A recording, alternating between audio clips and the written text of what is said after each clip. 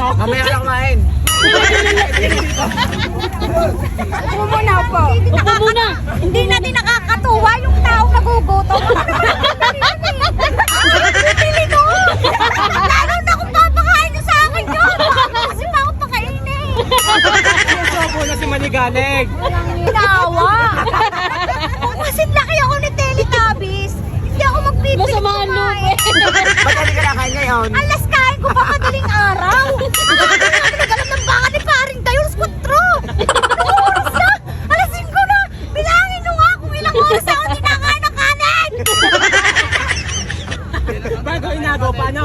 Inagaw pa yung kinakain ni Manigalig. Nilagyan yung rubber band. Hindi naman halatang nagugutom dahil ang kapal ng lipstick. Kaya nga, Ang asawa ko nga hindi iniintay sa pagkain, tapos gusto nyo sabay-sabay tayo. Joke. Nakakamatay. Ang regla ko kay Manigalig, inabugalwa ka sa bugalwakan eh, akin pa naman pasador, talaga namang naglalayla na. Violet na yan. Violet na ang dugo ko.